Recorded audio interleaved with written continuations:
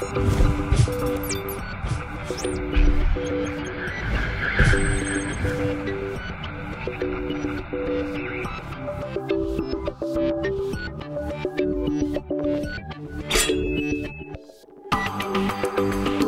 hello everybody, and welcome to episode number 56 of FinalBossTV, your WoW endgame rating show. I will be your host this evening. My name is Adam K, aka Bay, and today we are talking about Warlords of Draenor, or Draenor, or whatever, just never WoD, ranged DPS, Moonkins, and Hunters. Like we have SolarFlair on for Hunters, and Cyous here for the Thunder Chickens.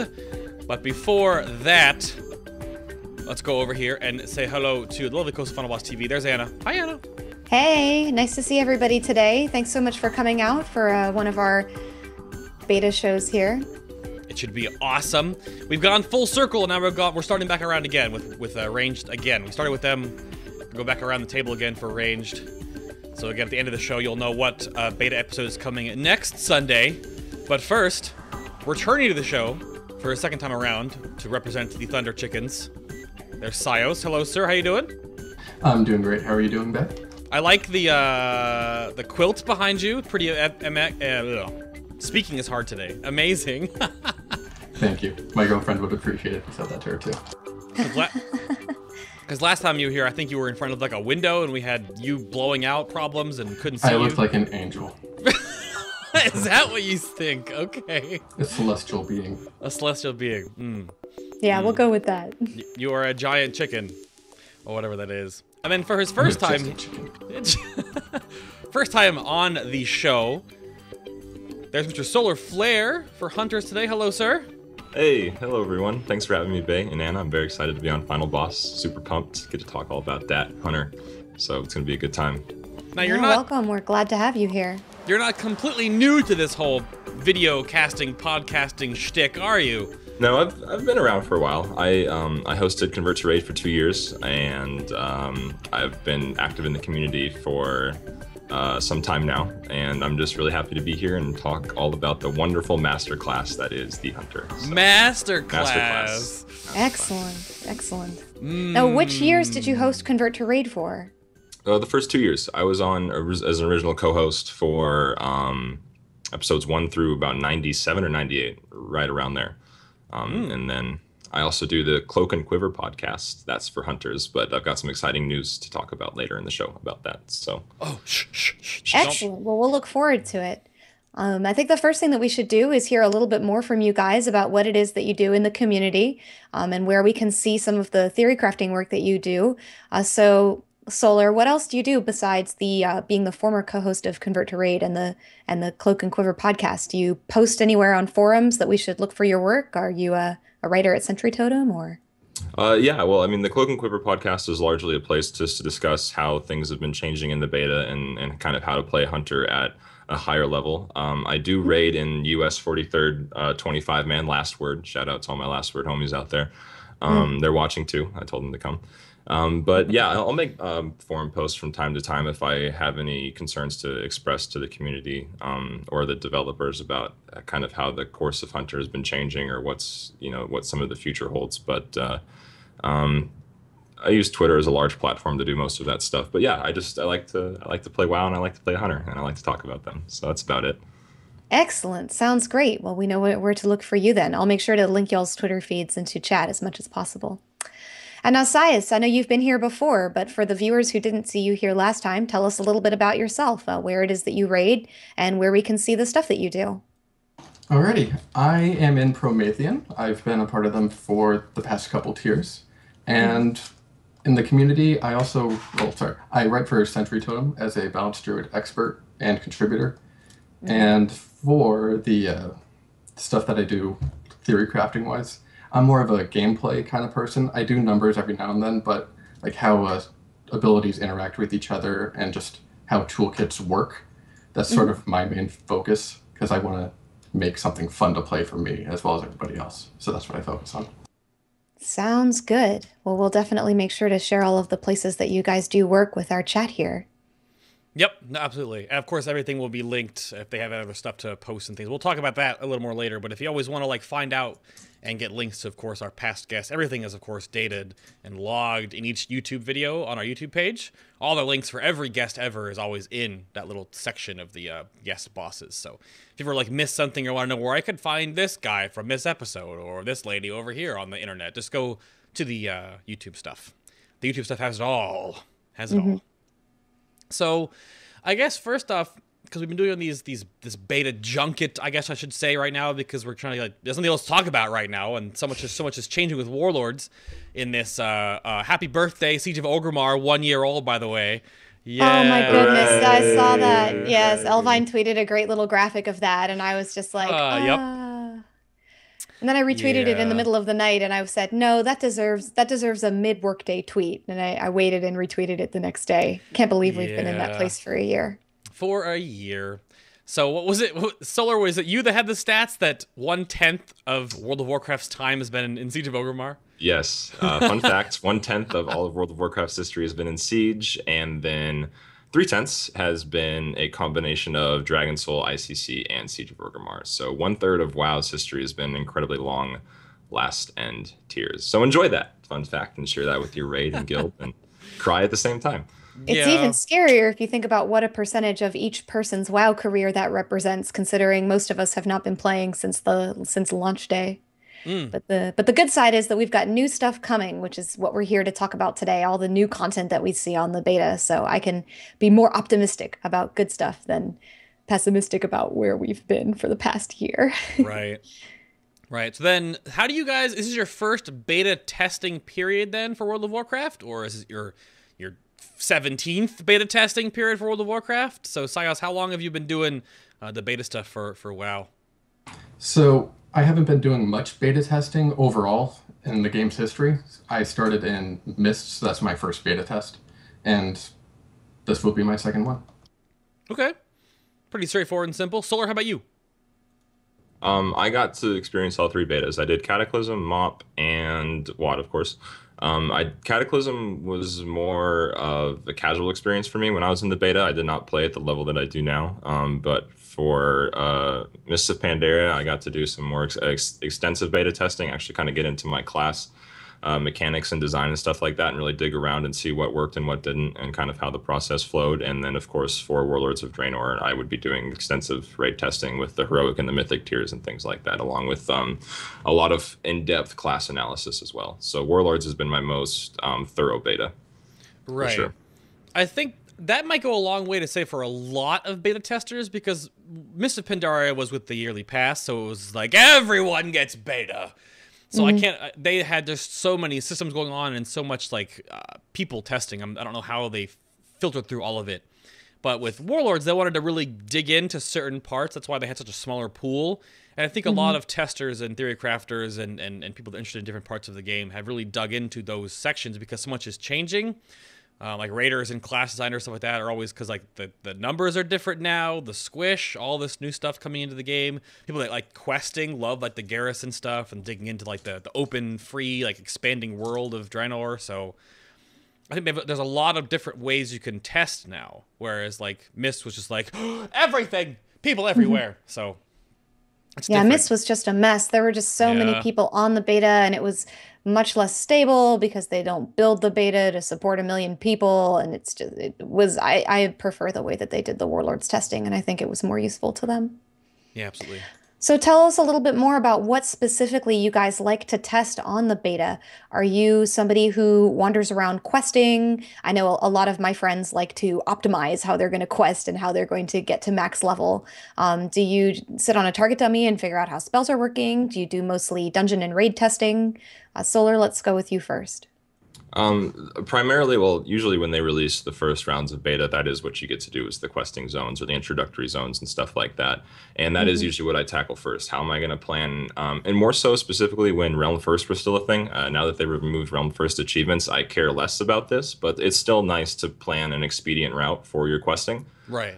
So I do quest when the first bit comes out, but then I get more into the raiding content and the dungeon content, just to kind of get a feeler for how that kind of just how it feels. It was redundant, but hey. No problem.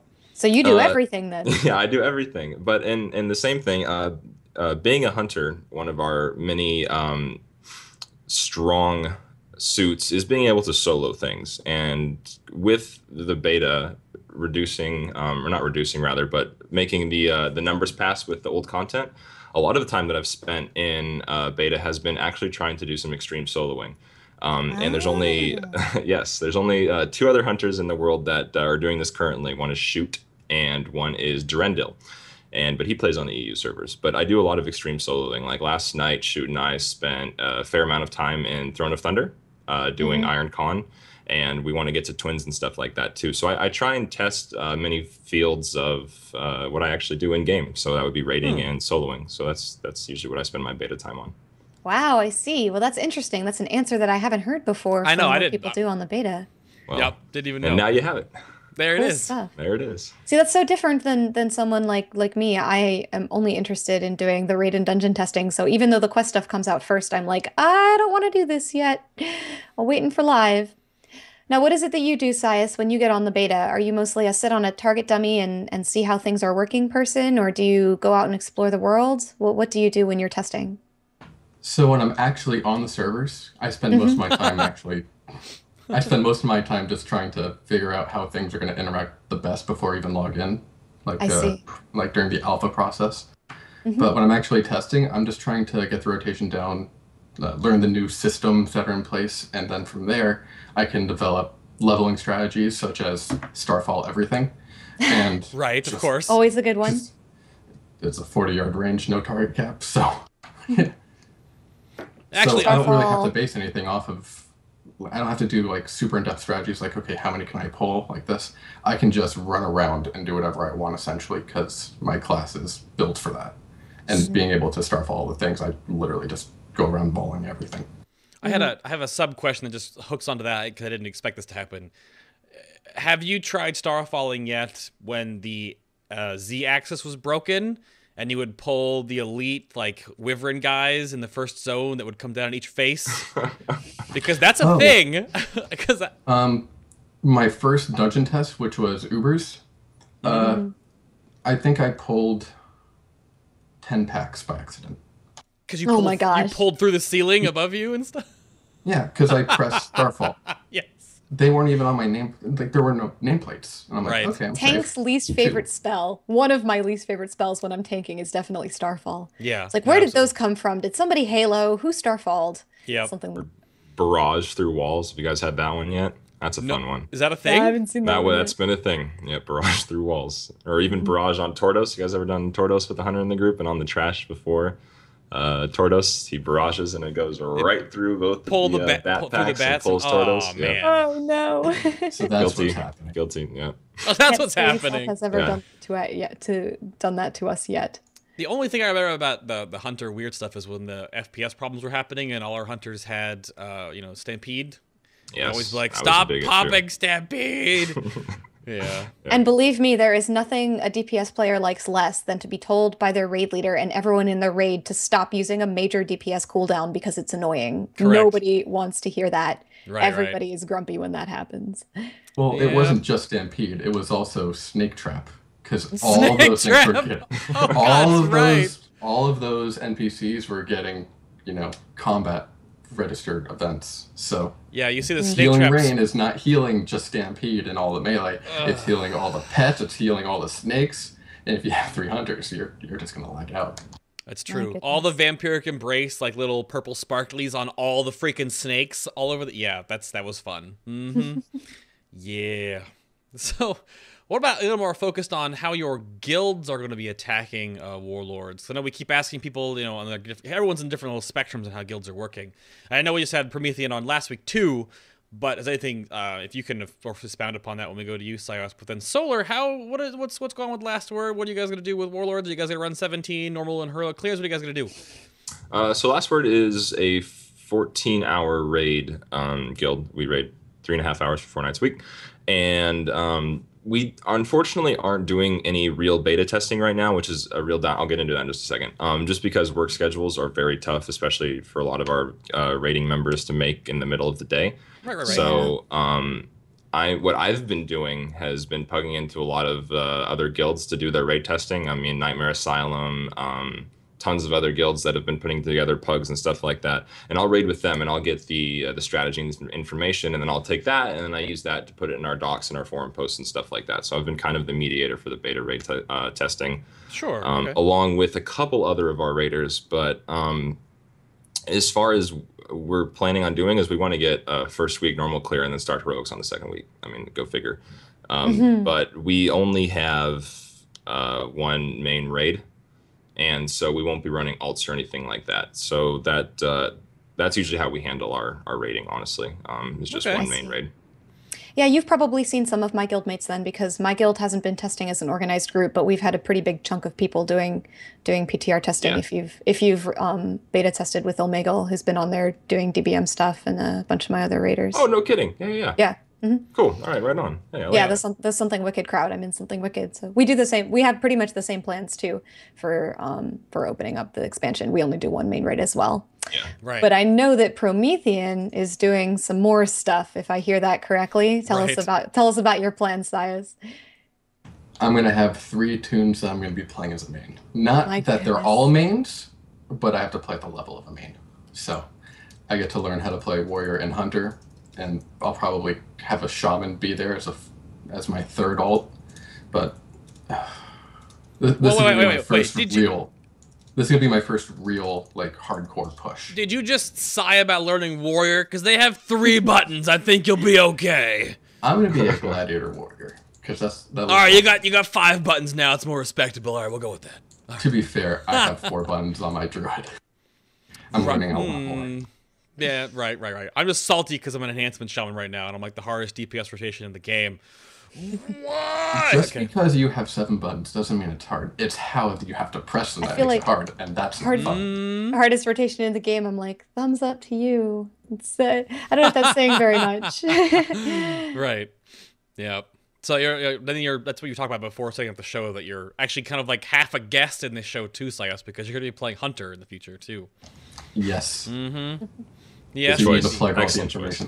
Excellent choice. Aspect of the Fox is really good. Aspect of the Fox is pretty good. We'll get into Aspect of the Fox a little later, of course. We'll have to see. Oh, definitely. We'll have to discuss that one. Yep. But in terms of guild plans, also curious, are you guys going to BlizzCon 2014? Yeah. A lot of us are going to BlizzCon, yeah. Excellent. So we'll see you both there. Yeah, we have Last Word goes hard when it comes to BlizzCon. We have a party house. We have all sorts of crazy shenanigans going on in the after hours. And then also Team Hunter and all the Warcraft Hunters Union people, we're going to have a huge meetup blowout. So there's going to be a huge Hunter meetup. If you're going to BlizzCon and you're in the chat and you're just hearing about this, don't forget, because it is going to be awesome. Okay. Yeah, it's going to be good. Hunter party is where the fun is. Okay. I hear just my first BlizzCon. So many bad song puns off of Hunter's Party Hard and Aspect of the Fox. Just keep going. Hopefully you guys play all those songs there. Are you guys doing like a Meeting Stone meetup, or like a meetup outside of BlizzCon, or like at the hotel or whatever? Or you'll have to ask Artemis on that one. Sorry, I mean. Oh, okay. Because Anna did the Pally meetup at the Meeting Stone last year, and that was super cool. Yeah, that was a great success. We're gonna have to do that again this year. Yeah, I'm thinking we might organize a Final Boss Meeting Stone as well, but the Meeting Stones filled up pretty quick last year, and Final Boss was so new, I was more focused on like just working and getting out there and doing stuff than like making a meetup. So this year we might actually have, since I have an actual camera woman going with me so that she can record all the stuffs, and I can actually just not have to work the entire event. So yeah, we might do that. So lots of meetups at BlizzCon this year. Yep. And for the record, it was actually Thek who put the Meeting Stone thing together. Right. I just kind of tagged along, so that the credit goes to the correct person. That was Thek. Yeah, the prop pallies usually have a pretty tight knit group. Thek and Trekkie, and Sleepbag. I backpacked off their fame. So it's good times. Should be awesome. So let's move into some beta testing nutshell stuff here. Let's get a little more broad stroking with the beta. So. What are your thoughts toward the beta so far? Just like how hyped are you for Warlords? How unhyped for certain things? Like what do you guys feel with all the stuff you've seen so far? And we'll go with Solar first. Okay, so the way I feel about the WoD beta right now is not apprehensive. I think it's a big, fun expansion. It's their biggest expansion to date. The garrison thing, I think it took a lot of time.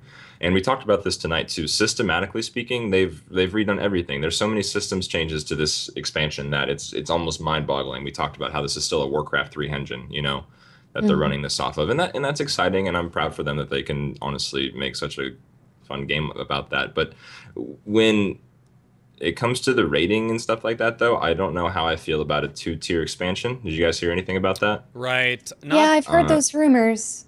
Yeah. And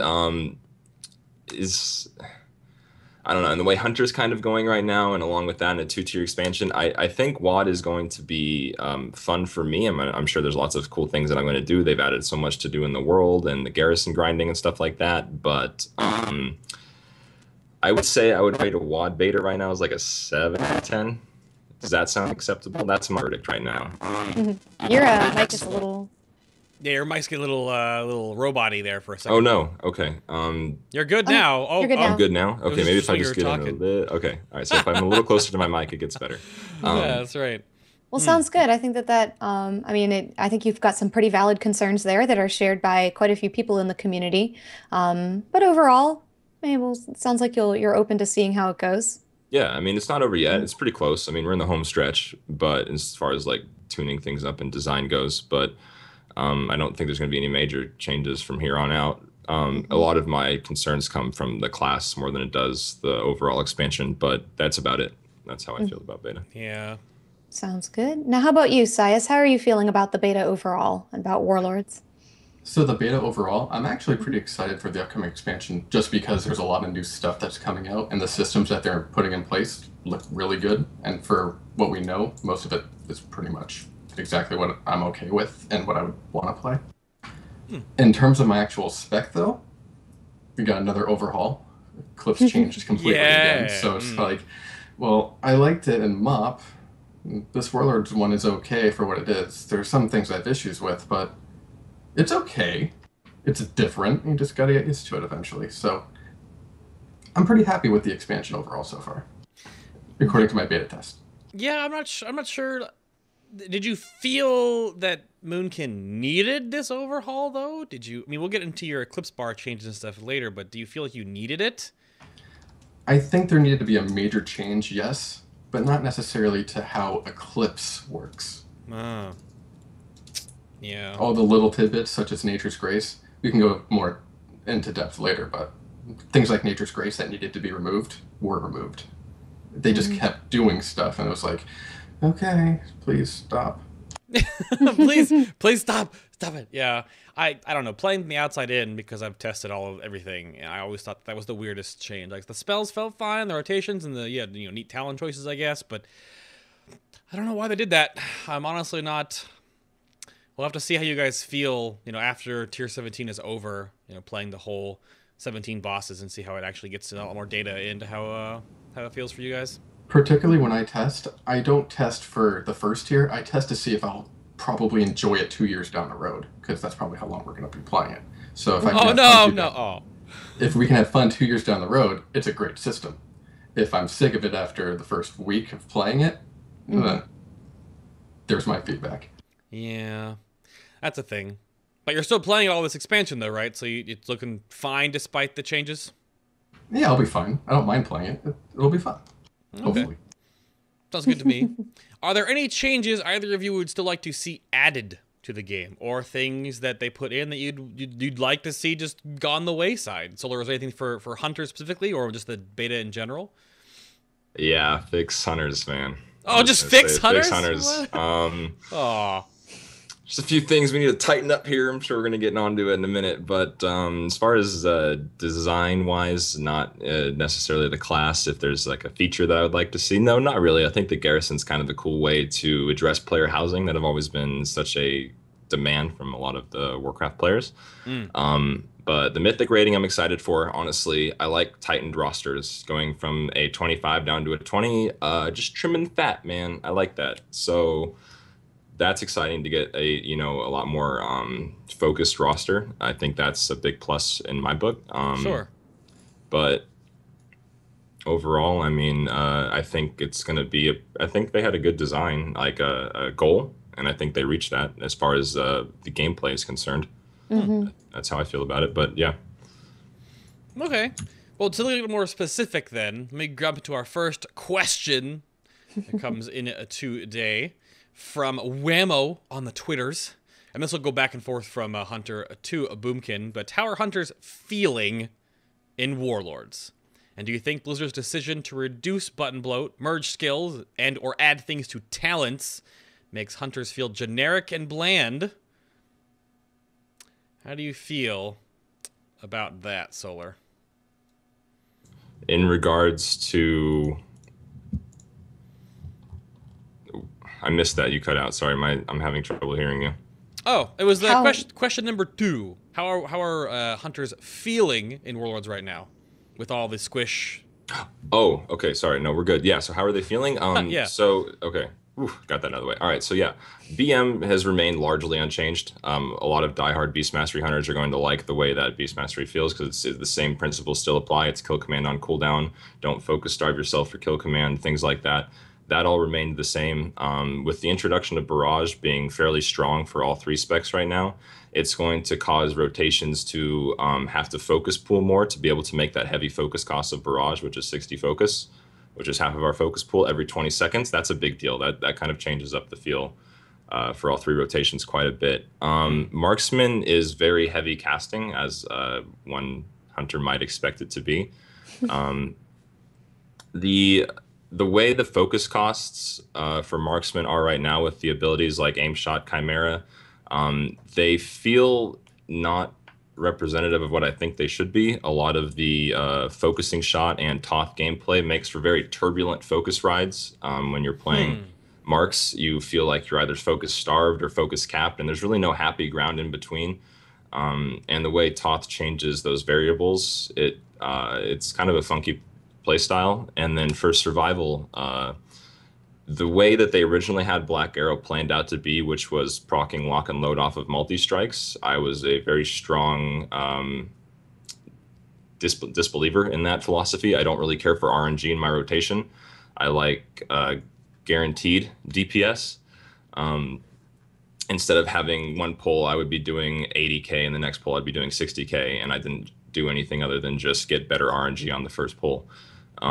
So going back to 20%, or rather the new change where it's every time Black Arrow ticks, you have a 20% chance to proc 2 free explosive shots. I'm a bigger fan of that. However, unfortunately, with survival, it is with the button bloat trim, it made it very bland. There's literally 4 buttons for survival: explosive shot, Black Arrow, arcane shot, and cobra. Now that's excluding our talent tree. I can get into that in a minute. But with no baseline cooldown like the other 2 specs have, and no execute, it really makes it feel super boring, honestly, because there are no variables at this point. I mean, it's literally just hit 2 of your explosive shots if you get that lock and load proc. But it really felt like with the trimming down of Serpent Sting and some other abilities from the 3 specs, it's kind of made it a very boring play style, honestly, for hunters. I feel like oh, sorry, go ahead. No, wait. I just go ahead and finish. And okay, yeah. I just feel like with the trimming, it didn't really work out that well. Like it made the specs feel more representative to what they were. With Marksman having just Aim Shot and Chimera, and Beast Mastery having the kill command and Bestial Wrath, but Survival just doesn't have anything. It's a strong dot-based class that I feel like doesn't really represent that aesthetic very well. So were you saying that you don't have any DPS cooldowns? Outside of our talent tree, we don't have. Each Marksman and Beast Mastery both have a spec-specific cooldown. Right. Which would be Rapid Fire and Bestial Wrath. Now, Survival doesn't have anything. We have to talent into our talent tree to get those cooldowns. And I disagree with that, because I feel like if each spec has a baseline cooldown, it gives us more options with our talent tree. Perhaps on one fight, I become way more interested in an active DPS cooldown than I would in a passive, say like Blink Strikes. A great example of this would be General Nazgrim when he goes into the Berserker phase. If there's a time where I can deal an incredibly high amount of damage to a boss that's susceptible to taking more damage, I become very interested in Murder of Crows, Stampede, things like that. So by being able to make variations in our talent tree based off of the encounter, I'm a fan of that, and that's kind of what that's I like a wanted to see. classic. It's like a classic WoW talent choice. It's choosing between sustained DPS and DPS burst on demand. And generally, hardcore raiders do tend to go for the burst on demand, since that seems to be something that fits into more strategies than just higher sustained DPS. So it kind of concerns me that you only get a cooldown if you talent into it. But I suppose It as a is pure kind of a class, bummer. the answer might be just to pick a different spec if you want that DPS on demand. So I don't Yeah, know. and honestly, and that's a very good point you brought up too, is a lot of the high-end raiders are going to be stuck in certain situations where they do have to take this and they do Hmm. have to be this spec. Yeah. But for those of you that maybe take this approach more casual, or if you prefer a play style for maybe a 3 or 4% loss in DPS, you get a lot more variation and a lot more bang for your buck in terms of how you want to play your hunter. I mean, it may not be the most optimal, but the options are certainly there for you. Hmm. I That see. that comes down into this weird balance argument that I've been talking about for weeks now, is that not every spec and class should obviously have the same toolkit, because that's the whole argumentative part of oh my god, homogenization and blah. But if two hunter specs have a built-in DPS cooldown but survival doesn't, I'm just not sure why.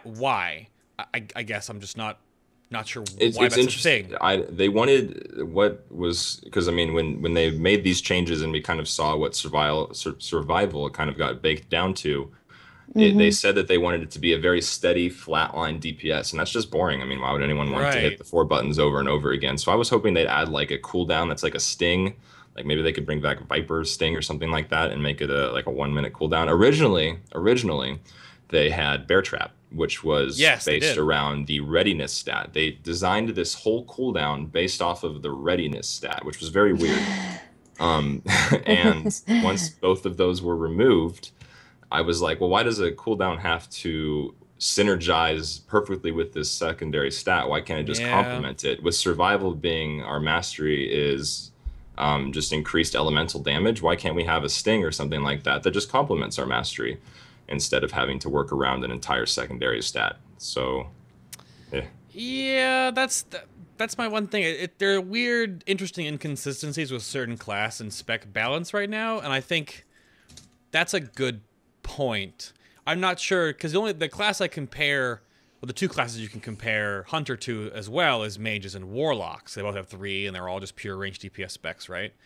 But Hmm. but mages, if I'm not wrong, all 3 of them have DPS choices built in, right? Like you've got arcane power, you've got your combustion, which is sort of like a rotational ability, and then you've got icy veins, right? And Hmm. then warlocks have demon soul, demon form, you can argue, and they have things in their class. But hunter has, you have one, don't have one. It seems like weird. It's just a weird balance point. I don't know. That's It strange. really is, and it's something I wish they would fix. Yeah. I think it really makes survival feel honestly super boring. I don't know who in Yeah. here that plays Hunter or even is in the beta right now gets excited about playing survival. Like its damage is subpar right now. They can fix that in numbers passes, sure. Right. But it's like, why would you even bother, honestly? Hmm. Unless you were like a diehard survival fan. So I really think survival needs some work. That's an interesting point. But the other 2 specs look pretty good. Marksman, BM. BM looks great. I mean, it's remained the same, and its damage is strong. Marks has got better damage than it did at the original start of the beta, but like I said, with the focus costs, it makes for very interesting scenarios. For example, the AoE is just kind of garbage. And I've always said this about Marksman AoE. Everyone's always said this about Marksman AoE. The thing about Hunters, our AoE is only multi-shot. I mean, Right. we can spec into Barrage, and when Celestion played the Marksman Hunter for his beta public thing or whatever that was, the play with the blues, he played with Barrage and he liked it, so he buffed Barrage out the wazoo and made it a 20-second cooldown. And so now everybody takes Barrage, and so that's what we're stuck with basically is multi-shot, and then every 20 seconds we'll be barraging. Unfortunately, with Marksman AoE, the focus costs for everything is just kind of, yeah. because I like that. It really is, because I mean when we AoE, it has a capability to plummet to levels of unreachable mediocrity that I currently thought was not even a possibility. Yikes. If our multi-shots don't crit on the first cast, we do not proc bombardment, which means that they are still going to be as expensive, which is 40 focus, which is not cheap. And if we don't like that, and that has all to do with crit. Like if we don't crit on the first cast of bombardment, I mean, that's going to probably change with item level scaling and stuff like that. But just this back and forth cost of focus for our AoE is just kind of bleh. And with Thrill of the Hunt, it can make it a little bit better, but it's just such a broken up tier of focus cost that for one cast, it could be 40 focus. The next cast could be 20. The next cast could be free. I mean, it's very strange, and then only having Barrage to complement that is kind of not something I'm a fan of. I can't feel for you in this regard because your 2 buttons want to talk to my 7. Yeah, no, I completely agree with you. 2 buttons is just it's boring. Right. And I mean, I remember even reading something where Celestion was like, I think classes should have adding, like in quotes, adding 1 different spell every 10 seconds or so adds a fine bit of texture to the rotation. And it certainly does, but not every 20 seconds like Barrage is. Yeah. And not this chain multi-shot spam like we have now. It's kind of a bummer. It's kind of a bummer. It's kind of a bummer. Yeah, sounds like it. Well, okay then. Cyous, it's your turn. Same question, sir. How do balanced druids feel after the squish, the talent rework stuff, and the button bloat removal? What do you think? How did balanced druids feel, sir? Go for it. So going over everything, the entire toolkit itself was trimmed down to nothing really. Let's put it this way: we have buttons that we don't press because they're not useful, so they can be cut, but they weren't cut. Wild mushrooms got changed, and we didn't use it that much to begin with, and we still have it. So we need to get rid of that if we're reducing bloat any further. Yeah. They merged Sunfire and Moonfire, so multi-dotting is a little weaker than it would normally be, which is okay, but it's kind of like, what's the point of doing that? Like, it takes away rather than provides. So you don't really get any fun gameplay if you're just sitting there literally, I press 5. If I just press 5 on every single mob, and I don't have to look at my Eclipse bar if I'm multi-dotting, I just press 5 again. And because everybody's going to take the talent SolarFlair, which I'll talk about in a second, you just dot everything up and keep Starfall active. This is not really engaging. It's sort of like a enhancement shaman. You have all these buttons to press, you're always doing something, but sometimes it gets too complicated at times. Sometimes. This guy. All the time. time. Just kidding. All the time. It can be complicated. Right. Man. I just press Starfall to AoE. I don't know why you have to press so many buttons. But comparing it to something like Survival Hunter, Survival or Marks, not very large amount of buttons, or not a big amount of buttons. So we're not doing anything different. We have half of our toolkit is useless on one side, and the other because we can't use it. So it's kind of like, what do you do about it? And the only way to do that, the only way to make it better is to add a little bit of RNG here and there, but everything is just given to you right now. So yeah, literally the spec plays itself. You just follow along. Yeah, well that goes more in depth, of course, into how the Eclipse Bar works, which we have a section set aside for that specifically after the break.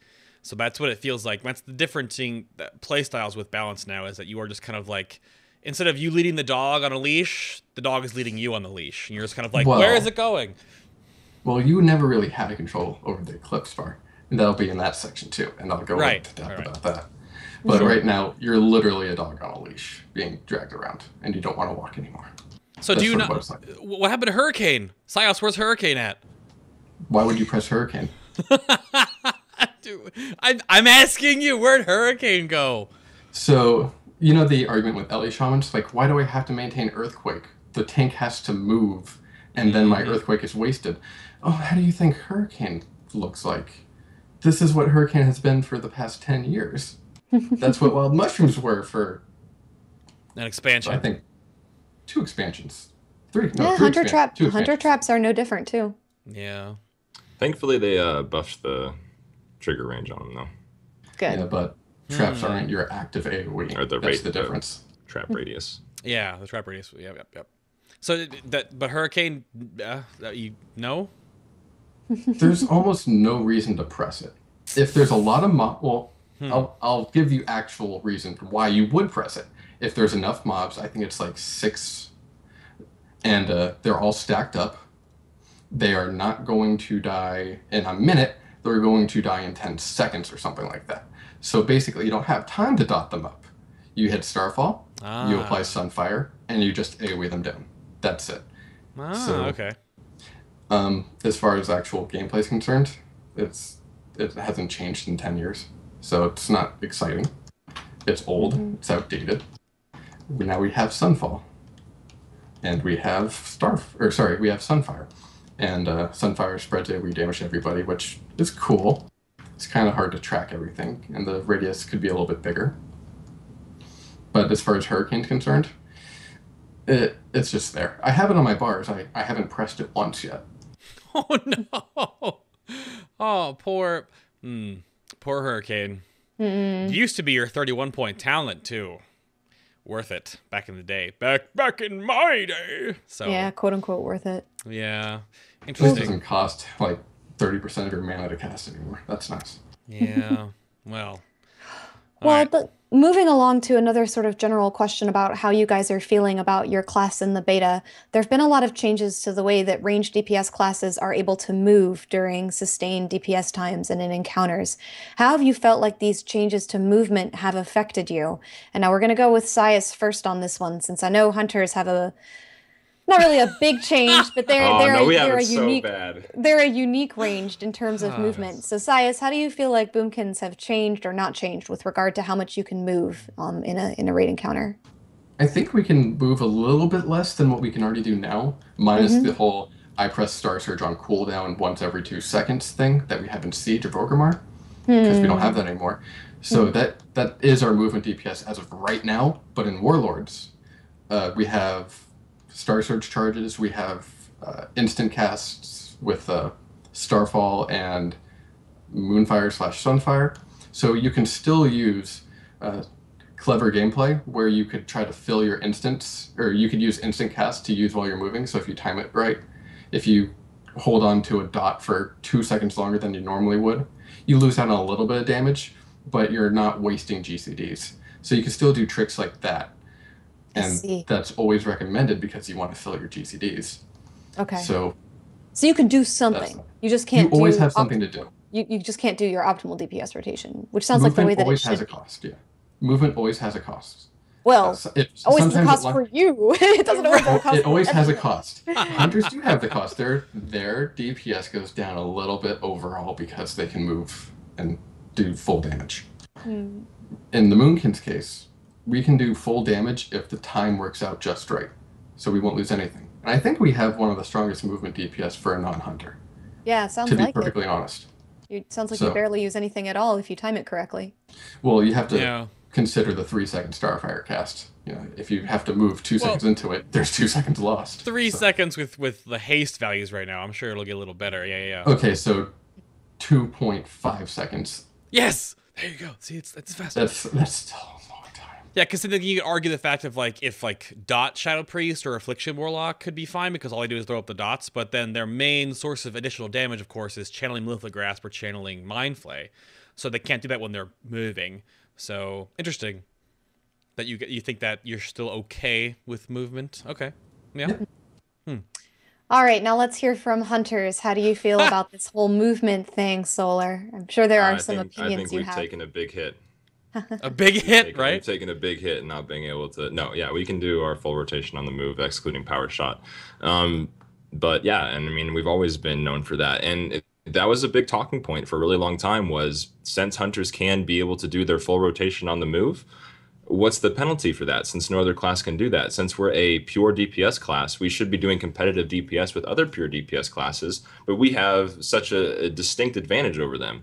And that was a big kind of talking point for tuning damage, and we were kind of worried if we were going to get shafted because we just had way too OP of a toolkit, I guess you wanted to call it that, and being able to cast and move. However, we do have a brand new ability.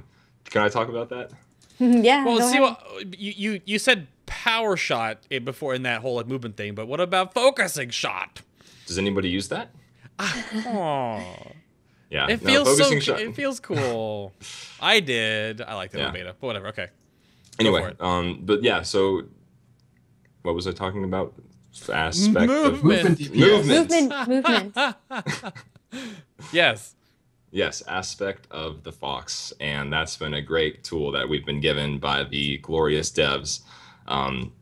And so being able to hit aspect of the Fox and stack hunters, even if you have, I would imagine most raid teams have it, probably 2 hunters, maybe 1 or 2, maybe even more than that. But to have 12 seconds or 6, I guess if you just have 1, but that's a bad choice on your raid's part, stack hunters.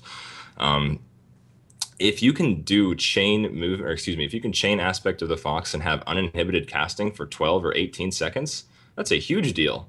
I mean, without this, so say, for example, I have a good example for this. Right. So for Garrosh, Heroic Garrosh, our raid team, if we get a Whirling Corruption right as we're about to transition into phase 3, what we do is we all stack on one point, and then we run around the room, and then we stack on this next point. And that's so our tank, our Brewmaster Monk, can pick up the adds and start kiting. Now, what we do for that, since Whirling Corruption is such a high amount of damage and it's an empowered Whirling, we run cooldowns for that. And what we have to do is we have to bop our Balance Druid so he can trank.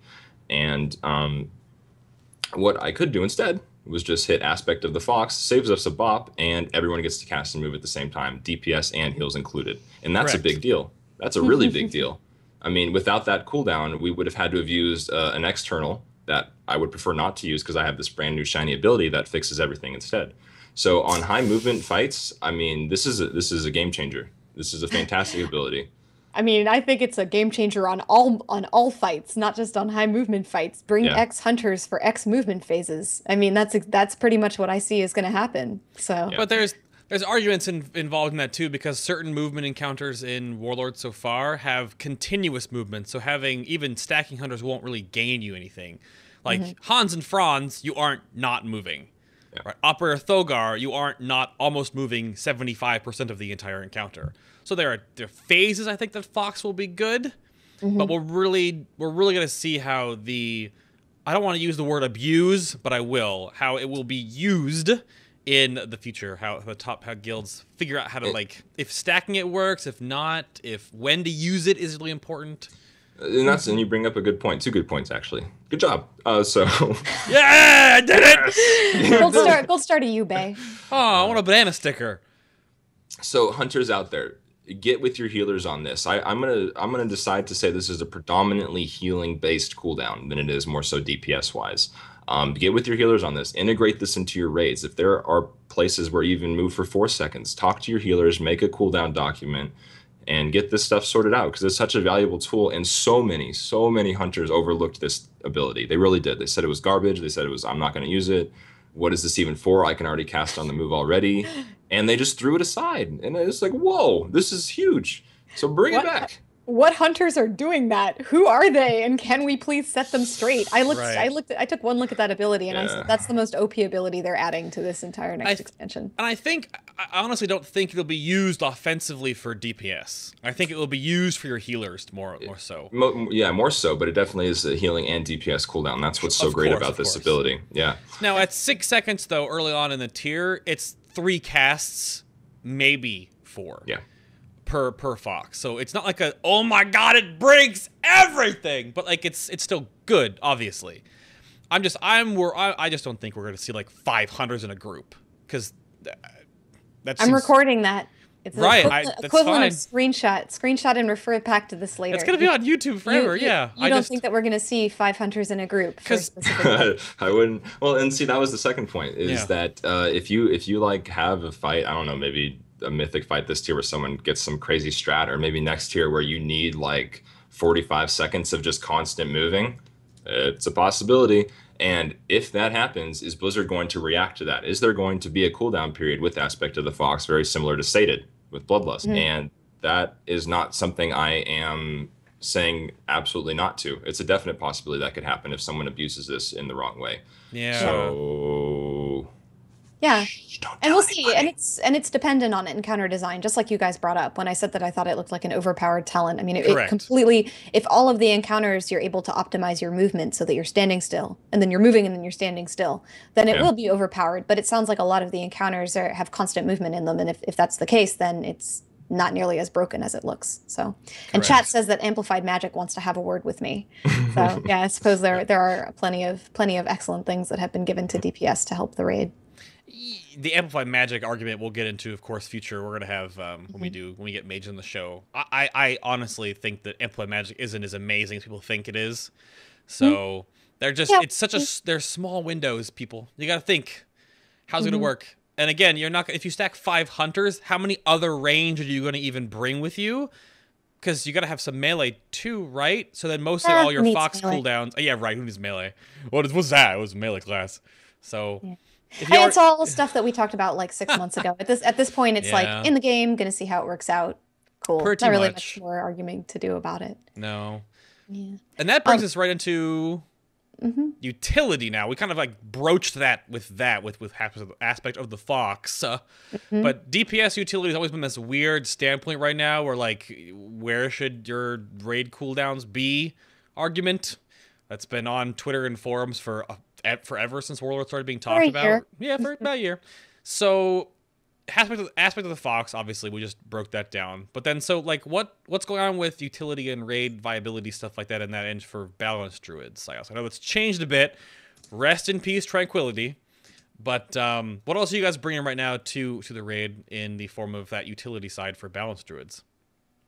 Well, we offer a wide variety of spells such as Battle Res and Stampeding Roar to make Aspect of the Fox even better. Oh, just So, I like that. Roar so is now you such a can good get to your ability. spot quicker. yes. That's it. I mean, Stampeding Roar is one of those, like, not all raid cooldowns are built the same. Like, Stampeding Roar is another one of those you need X to make a strategy work spells. Right, So, exactly. like, when you say, like, that's it, you bring Battle Res and Stampeding Roar, like, those are some big deals. Well, Yeah. how important is Stampeding Roar? Yes, a lot of strats would use it, and they have used in the past. But really, Garrosh, Ragnaros with seed stacking, what else is there really to do with it? And really, the only time that people really saw a breaking point with Stampede was Heroic Malkarok. Yeah, But Malkarok. I think that wasn't intended, but Blizzard was like, well, we can't change it now because they got it too late because you could remove the dot just completely because it's a movement snare. But I don't think that was intended. So we'll see if they can abuse it in that way in the future. But, and there's an argument to be made there too, because you can always say that you don't need as many aspects of the foxes if you can just use Stampeding Roar to get to where you need to move quickly and then just keep casting. So, yeah, you can't cast while you're moving, but you're moving slowly versus moving there fast and then just casting again, for ranged anyway. So, there's sort of a back and forth on which ability is better in that standpoint. That might come to a fight-to-fight basis, of course. I don't even know if it depends Well- I don't even know if it's a question of which one's better. It's just Right. they're both good abilities. Sure, of course. You also have to consider that most people, well, everybody has some sort of movement speed increase. So I have dash, for example. Pretty much. You know, hunters have disengage. So everybody has something that you can do to go somewhere. And Stampeding Roar is just an additional one of those, so you don't have to use it. You don't need to use Stampeding Roar if everybody saves their movement for it. But in terms, comparing Stampeding Roar with Aspect of the Fox in terms of usefulness, there will never be a time where Stampeding Roar is better than Aspect of the Fox, simply because people can save their movement Correct. specifically. That's true, too. I like that. True. I like it. Yeah, okay. I mean, this comes down to when we get really nitty-gritty about, like, just mythic rating, right? Blizzard is expecting, because you have 20 people, period, to have or use and or even maybe probably stack certain things to beat encounters, right? Like, for example, the Furnace encounter has mind controls involved. So you don't want to bring your Discipline Priests to mind control, so then you just lost a healer for the whole fight.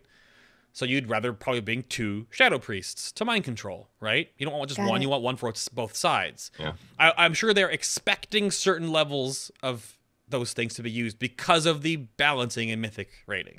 There's no 10 versus 25 argument anymore, so they can hope and expect people will bring certain class combinations. Yeah. Exactly. So I think having both Stampeding Roars and Foxes will be good. I don't think we may see kills that have only one of them or only Fox. All their ranged are Hunters, whatever. So their healers can move on and cast on the move for the whole fight. So who knows what we'll see, but I'm also just to get it clear, I'm not saying Right. Stampeding Roar is bad. I'm just saying there are more options to it. Not everybody has a cast while moving button. right. Like I don't have Spirit Walker's Grace. I don't have Killjade's Cutting if that's still the same thing. Still a thing. Yeah. Okay, I don't have KGC either. I have Moonfire Span. It's significantly less than the aspect of the Fox-esque spell. So that's all. Stampeding Roar is good. Fox Now, is better. What about all of this Barkskin hype? Is this going to be something? Oh, there is no hype. That's that the was me problem. being sarcastic. Okay. So Yeah. imagine being was- able to whoosh. soak nothing because you have a 20% DR on a 60-second cooldown. It's great Yeah. for lowering damage taken. I also can't, disperse Static Shock. I can't cloak a Static Shock. I can't bubble a Static Shock. Anything that Yeah, involves soaking, as I it- can't soak it. I just love hearing people complain about being unable to do that because I think that's how it should be. If every class could soak, then that would be incredibly boring. Like it's like all you have is a 20 Everybody else can second soak, DR. though. Everybody else has really strong immunity spells like that. Dark Well, the Bargain. problem is there's too many immunity Dispersion. spells in the game then. Yeah. Yeah. They should cut some, but that would be a do we really need this kind of overhaul? Right. It's just to hear someone complain, like I know in the context of the game right now that does make sense. Your complaint is valid. But to hear someone complain about only having a 20% damage reduction cooldown on a 60-second cooldown, like that's good. There are plenty of people who play WoW who will never use their damage reduction cooldowns. And so to say that you only have a 20% on a 60-second cooldown, it's I feel like that's how most classes should be. So Yeah. And then that brings us I think it's over the to weakest too. bringing it over to Hunters. You guys only have Deterrence, which Yeah. works and doesn't work, and then also and works can't really you well. DPS while you're deterrencing? Can I? No, I can't DPS while I'm deterrencing. No. Yeah, exactly. So that's a weird. But deterrence is, deterrence is a very strong ability in my mind. There are certain abilities that don't take the full 100% damage reduction from deterrence, and that's where that 50% can come in from with the glyph and stuff like that. But being the amount of things that I've done this tier with deterrence is just mind-boggling. It's such a strong cooldown. Right. Like say you're getting behind on the Siegecrafter belt. Pop that deterrence, run right through 2 beams, and you don't have to sneak through or anything, and you're good to go, and you can start DPSing the weapon again. Deterrence and Feign and things, camo not really, but Deterrence and Feign are 2 tremendously large survival cooldowns for a hunter, and I think we don't need another survival cooldown, honestly. I think Deterrence provides. With the 2 charges now, I really charges, think... yeah. it's strong. It's a strong cooldown. Yeah. Every fight I can think of at least 2 or 3 things to do with Feign or Deterrence, honestly. Right. We don't have rogues on the show right now, but I'm sure they'll be pretty salty when I say that pretty much most classes are like, man, can we have Cloak of Shadows? And they gave it to mages. So there you go. That's fine. But there's interesting amounts of abilities that you can, I want to say, game because of that. And again, now going to Mythic balancing, I really wonder what uses we'll find for certain abilities. Like, say, Smoke Bombing the Deforester. That's fun, right? Your whole array doesn't have to worry about an entire mechanic. Is that intended? Is that intended? Is that okay to do or not? You want to know what we use Smoke Bomb for? Lots of things. What do you use? Lay it on us. Okay, so what we use Smoke Bomb for is for trash. When we're in Siege right before Dark Shamans, we have all the raids stack in a corner, and then someone battle horns, and then we drop a smoke bomb, so all the aggro just goes right into this one focal point. We can clear out the whole trash in 2 minutes. Nice. That is the best use for smoke bomb. And we can do that with That is a Paragon's great trash trick. too. That's pretty funny. Take that to the bank, and you guys can clear your Siege of Orgrimmar runs in like 30 minutes less now. Paragon's trash and Dark Shaman's trash. Sounds Pro tips. awesome. Pro tips. So really quick question. Is Ironhawk still a thing? Yeah, Ironhawk's definitely still a thing. It's yeah, a we don't have passive. that. It's a passive in WoD now, so it's 10% reduced damage instead of 15. And then there's also Spirit Bond as well, but that got reduced. It got a small nerf, I think, by 1%. And so I think I've always been a strong proponent of mitigated damage rather than damage healed over time. So I'm still probably going to run Ironhawk instead of Spirit Bond. But Spirit Bond did have a shining moment this tier with Malkrok being able to build back your shield. So that was kind of a big deal. But otherwise, Ironhawk's pretty good. 10% instead of 15, but hey. Yeah. I used to have a DR. Then they gave me armor, which is not very helpful. Do Thunder Chickens not have passive DR anymore? We in Siege of Orgrimmar, they did a change to Shadow Priest and Moonkins, which removed their 15% baseline in-form DR. Right. And they replaced it with increased armor, which is, as we know, armor is useless on pretty much everything. In PvE, in raiding. And in PvP as well, mind you. Well, that's an argumentative point for how armor is important with the squish, right? Like you feel a different benefit from physical damage anyway. But yeah, with the DR being removed, which is just damage reduction to everything, you're only mitigating armor from attacking you, not spells or AoE or anything like that anymore. So yeah. Yeah. Plus, most things aren't physical damage, which armor does mitigate, and it's not even 15%, or I think it's 10% or something like that. If it's an actual physical ability, like a melee attack. Yeah. But in terms of things like Colossus Smash, Exposed Weakness, things like that, it's just a pure nerf, no matter what. So I'm kind of jealous of your Ironhawk, by the way. Well, and here's the thing. Here's an interesting thing. It doesn't relate so much to raiding, but in terms of being able to survive or being able to bring a lot of different tools through our pets to certain PvE encounters and environments. We have our, as we know, we have our pets, and all of our pets have unique abilities, and Spirit Beasts and stuff like that can heal, and there are turtles with the Shell Shield that can absorb large amounts of damage. Another bummer in the Hunter book for this WoD beta is that all of our pets share cooldowns now. So a big thing, yeah, I know. So a big thing that we used to be able to do was stable stack. And what we would do is I would always have 5 Spirit Beasts on hand, because if I wanted to get a tremendous heal going, Spirit Beast dismiss, Spirit Beast dismiss, 5 Spirit Bonds rolling on somebody, that's a big deal. I mean, how often that happened? Not very, but did it need to happen in certain situations? Yeah, very much so. Or even soloing, being able to whip out 5 turtles and get the Shell Shield going. That's not a thing anymore, and I really think that should be changed. I mean, that really dismisses quite a bit of, not necessarily throughput, but just cooldowns that we're able to use. I mean, whether it's healing or damage mitigation, I mean, I think that's a definite mistake.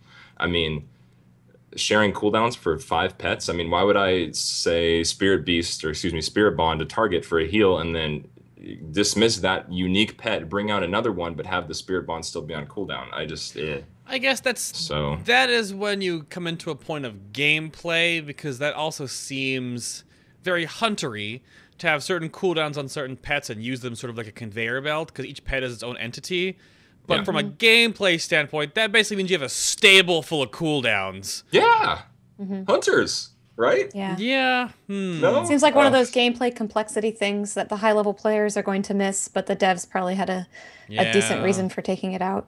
Well, I'm not disputing that, but honestly, the only time that we've ever been able to do something like that, I would say 90% of situations was soloing, truthfully, and not even that many hunters solo. Like, there's never been an encounter that was exploited because someone stable stacked like spirit bombs or anything. Why do I keep saying bombs? Spirit mend. So I was kind of wondering what you meant by that. Yeah, spirit mend. Interesting.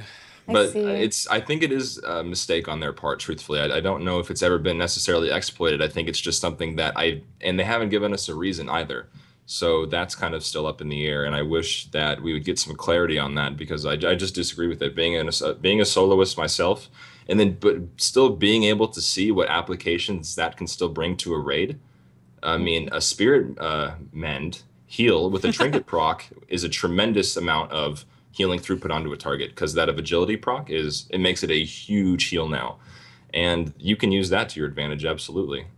But I guess, and that's my gripe. That's my gripe. Yeah, then you get into an argumentative point about, like, now because they're all on the same cooldowns for any of your pets, now the one you get is a lot more valuable. So then there's a skill argument there with using it properly is a big deal, otherwise than just having 5 of them.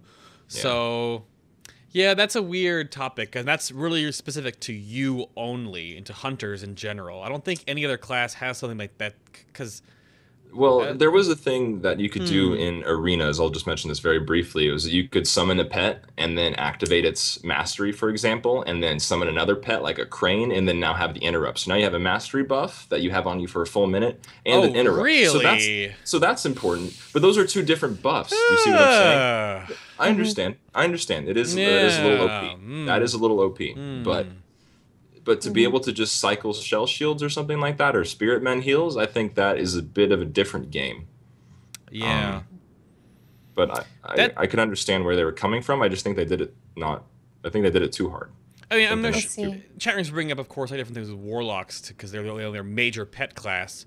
And I think that's a weird point of balance, because those that can really take advantage of it, like what Anna said, can be highly effective. But to, like, the vast majority of anyone else playing the game, they won't know it exists.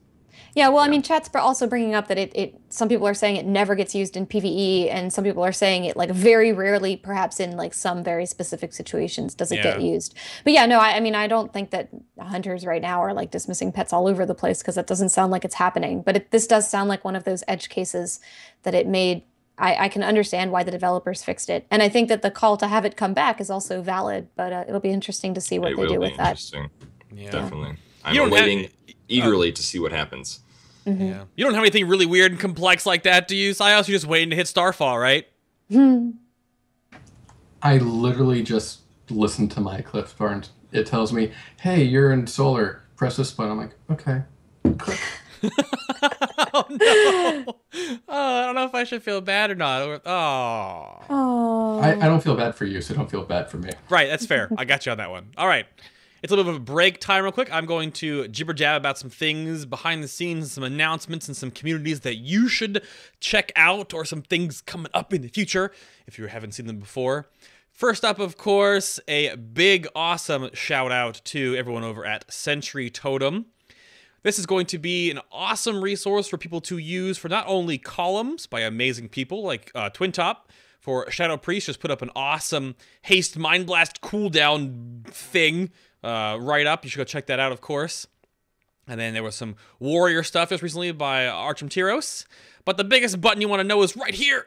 Help me submit a new ticket. If you guys have questions about your class, I want to talk to an expert in your spec and class. Especially with all the changes coming up in Warlords of Draenor, right here is the best button. Right here, not this commercial ad, but right here, this button right here. And now Tickle has changed how the tickets are being looked at and how fast they're being answered. So there's even upgrades that they're doing for the website, of course, going to Draenor now. So sentrytotem.com is epic. Bookmark it. The link is right down below. For Hunter stuff, now the Warcraft Hunters Union is back. And I'm sure they're going to have tons of things to do going into Draenor. So huge long URL with the Warcraft Hunters Union if you are a hunter. Real quick, I guess bring back Skype real quick. Are you guys going to have an IRC by chance, maybe, Solar? Oh, we do. You do? We do. Perfect. We do have our Hunter IRC. It is, I believe, #BeastCleaves. Ooh, there you go. #BeastCleaves. Just had to know. Had to know, because there are lots of awesome IRCs out there for different groups of folks and different talents and specs out there.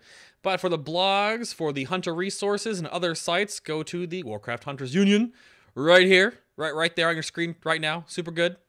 And then for more Druid stuff, of course, there is a Druid podcast run by Druids and for Druids of all shapes, specs, and sizes. Bears, trees, cats, and thunder turkeys. It's called the teamwafflecast.com, where they have all their information and stuff like here, all their different people that are involved, of course, and all their resources for all Druid walks of specs. You can go check out teamwafflecast.com for more Druid action. And additionally now, some announcements, of course, coming up on September the 20th, September the 27th, and October the 4th, we have 3 episodes of the epic WoW battles of history.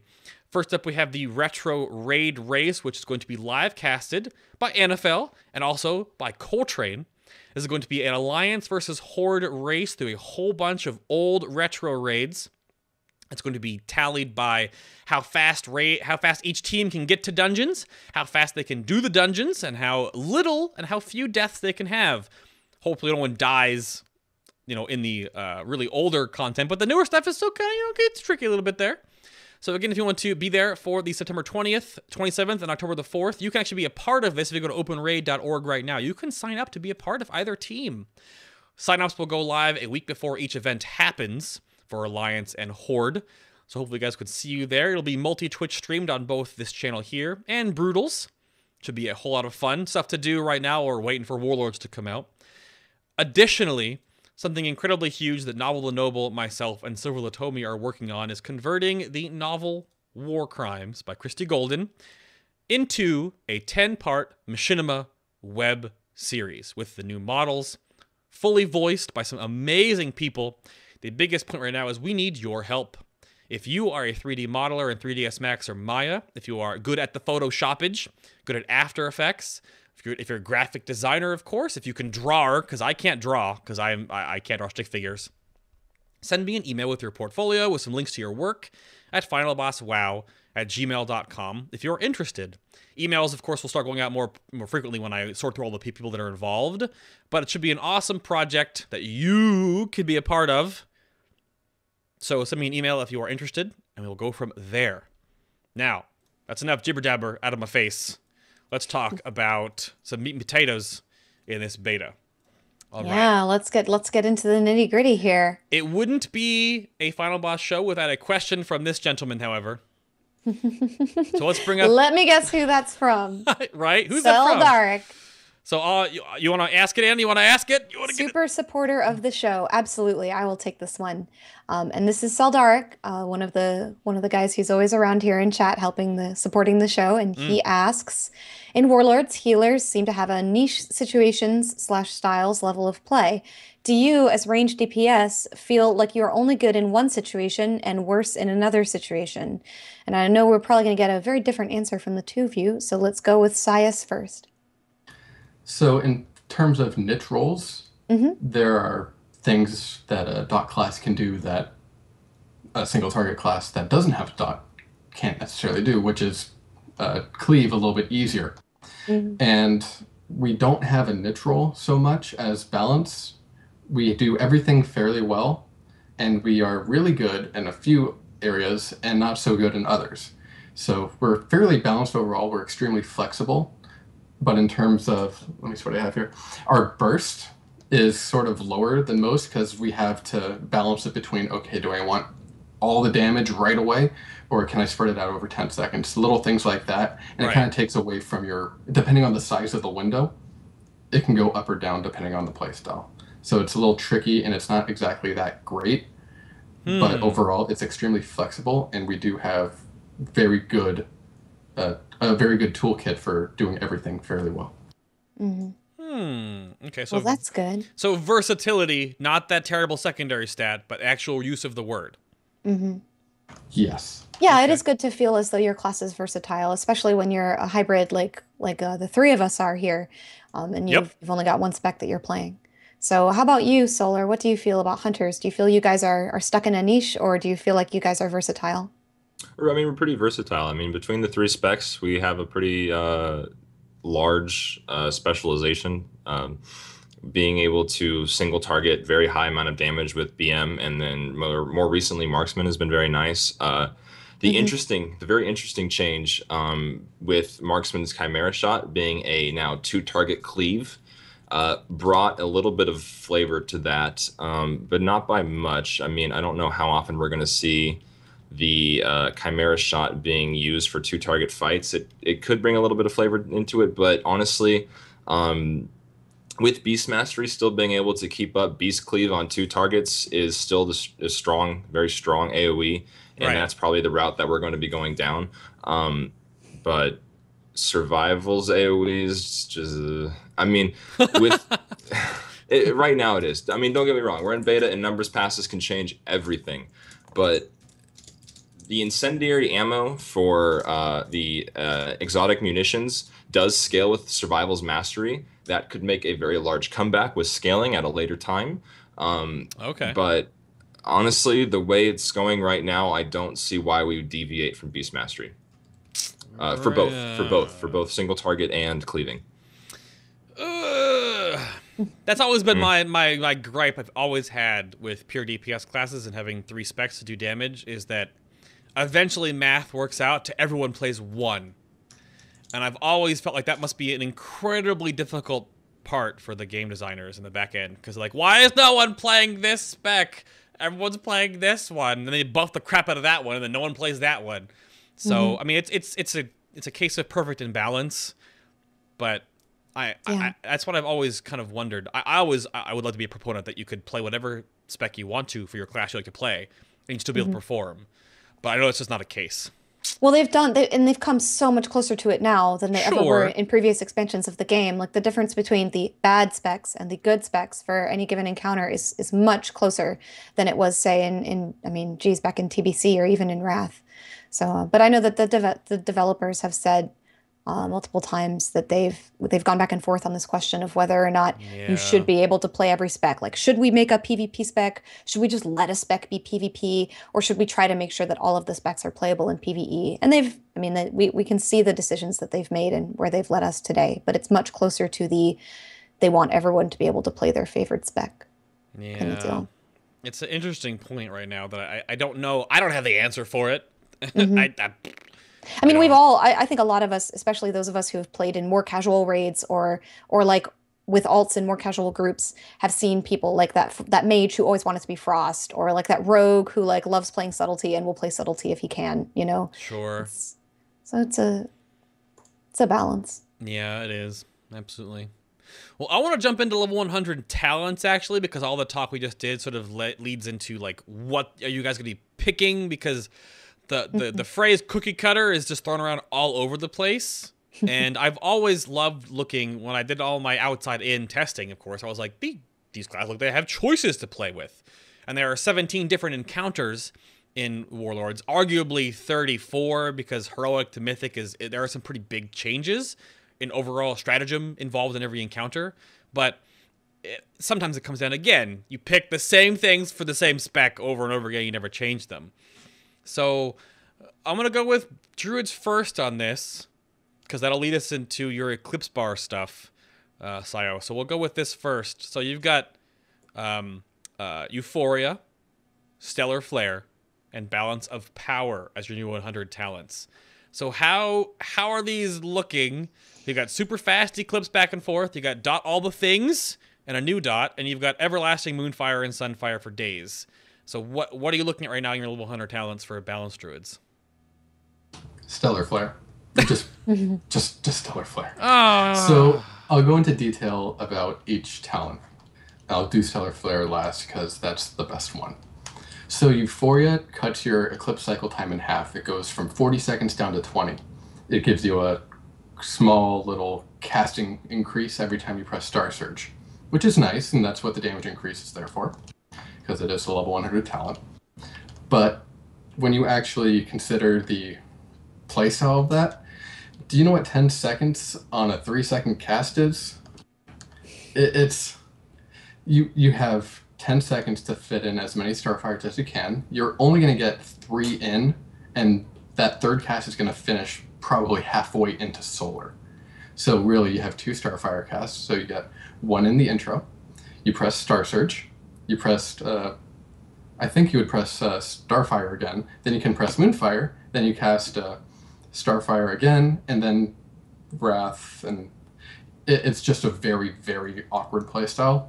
It's okay that the bar goes back and forth really fast. It's just, it doesn't do anything. You're literally making it go faster, and it takes away from some of the casts, so your damage goes down a little bit from it. And the only reason why it's not a damage loss is because there's a little bloodlust effect on it when you cast Star Surge, which you press fairly often, but it's not like all your casts are empowered. Right. So it's a little tricky like that. And honestly, the talent didn't work until a few weeks ago, so we couldn't even test it for a while. That's fair. Okay. Beta, blue beta. Okay. So balance of power, right, as you said, makes your dots last forever. Yeah, pretty much. Our dots already do last forever. Moonfire has a baseline duration of 40 seconds. So 40 seconds with Moonfire and 24 seconds with Sunfire. And on a 40-second cycle time, they line up fairly nicely. You would press Sunfire in Solar twice. Near the end, on the down cycle, because it goes to 100, then it starts falling back down. When it starts to fall back down, you press Sunfire again. And then with the pandemic mechanic, it'll last something like, I think, it'd probably go back up to 24 seconds or something like that. Or, no, it would go back up to 30-something seconds, 31 seconds. Now, just to cut off, the pandemic mechanic now is that you can never refresh a dot past 30% of its full value in Warlords of Beta. So if you refresh a dot after you cast a dot, you'll get plus 30% of the overall time. But never more than that. Up to 30%, yeah. Up to 30% more, correct. Okay, just so chat room knows there's a freak out. All right, continue, sir. So with that pandemic effect, our dots last fairly long. And it's not really that big of a deal if you have to manage them. You just press them essentially once per cycle, 2 for Sunfire. And what Balance of Power does is you press Wrath or Starfire, and it'll extend the duration of your dots. Wrath for Sunfire and Starfire for Moonfire. So there is no cap on the quote-unquote pandemic effect. It's essentially removed on that. So you can get dots that literally last for 5 minutes after a certain point. Yep. It's not going to be like that because you're not casting the same spell over and over. But you will keep going up in duration, and you'll eventually hit a point where you don't even have to worry about your dots. So it takes away because you're not really thinking about your dots. You're literally just looking at your bar going, oh, it's orange, 2. Oh, it's blue, 1. And then you have a Star Search mixed in there every now and then. Yeah. And now, to also just cut in on that, too, are your dots still snapshotting at high eclipse for either side? No, they removed that simply because it was kind of an awkward playstyle. It took away from the movement mechanic that was supposed to be from instant dots. And it did remove a little bit of depth, which was one of the major issues I have with Balance so far. It's extremely bland for what it is. Yeah. And Balance of Power makes it more bland. It's like playing Survival or Marksman. You have 2 buttons, essentially. Look at this I guy literally laughing. have 2 buttons. Yeah. I'm not kidding. I have 2 buttons. Yeah. I literally, not even Steady Shot. Like, you have Steady Shot still, right? I don't have a Steady Shot mechanic. I just have Star Surge and Starfire / Wrath because I'm not maintaining both of them. I just go.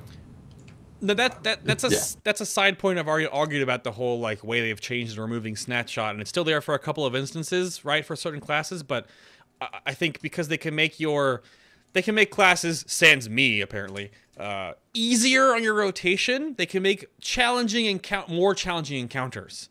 So you don't have to like, keep staring at your bars or your weak auras or whatever. You can actually like pay attention to the boss or have to react to these mechanics going on, which is some way in a form like a fallout from player enjoyment for having difficult encounters in your like hotbar, right? But I think they don't want you to raid your hotbar. They want you to raid the bosses, right? But that also brings up the question of, do you want players to be attentive to the boss? And not that you don't want them to be attentive to the boss, but what do you want them to monitor and how do you display what you want them to know? True. For example, Star Search charges are really hard to keep track of. On the default bar. If you don't have something like weak auras, you have no idea what's going on with your charges. Yeah, charges in general are like that. Yeah. It's been awkwardly fixed for other classes, but that's something that the basic UI really fails to communicate to players. Charges are fine when you don't necessarily have to maintain it like you would, like a monk roll. Yeah, you know how many times you roll because you don't have to roll every single time you hit lunar eclipse or in my case, every time you hit Lunar Eclipse, I don't have to. I know I'll have a charge available because I save it. But if I just spam Star Surge every now and then, I don't know how many charges I have, so it's kind of like, okay, I don't know what I'm doing. When nothing happens, it's like, oh, I guess I'm out. So you don't have information readily available. Then you have to look down a lot. You go, and the default UI just doesn't do the spec justice. Because if the Eclipse bar was easier to read, you would have a lot more.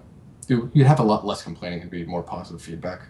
But the bar's so small, and it's hard to judge where everything is. Correct. And you have charges that don't show up properly, or not properly. They're just not displayed neatly. Mm-hmm. You kind of lose track of everything, and you have to keep looking down, and you're literally going up and down from your action bars to the boss fight. And in raid testing on Tectus, I looked away for half a second because I didn't know how many charges I had, and I was wondering why Starfall wasn't popping. Like, okay, what's my cooldown on it? Pillar spawned, and I got mauled for 5.5 million damage. So, things like that. Right in the bum. Yeah, right in the bum. Yeah. To be fair, I roared and everything. I was outside the circle, but I wasn't. Right. Yeah, I mean, but then it's a the art team, of course, I'm sure responsible for all that UI stuff, because Enhancement Shaman's got now a counter for each stack of Maelstrom. We have a 1, 2, 3, 4, 5 on the pop-up thing there. So some classes have really neat iterations built in, but others, like the Eclipse bar now and the Star Surge procs, are kind of like, it's not there yet. And it's not that Star Surge is like a trackable buff like you would normally have with Maelstrom. It comes up on a 30-second cooldown, and you can get procs from your dots for it. So displaying, like 3 individual lines like you would for mages with Hot Streak, something to that nature, would be fine. But how would you determine the cooldown on that too? Right. So it's like, there's a lot of questions and clauses that need to be addressed. Yeah. So it makes it really hard for the UI to actually show you relevant information, which is a fairly big issue when it comes to Moonkin, because if you don't have a good UI and you don't have the information you need, you're going to be falling behind more so than other classes, in my opinion. Sure. Absolutely. So now SolarFlair then, Stir. SolarFlair, before we move on to Hunters.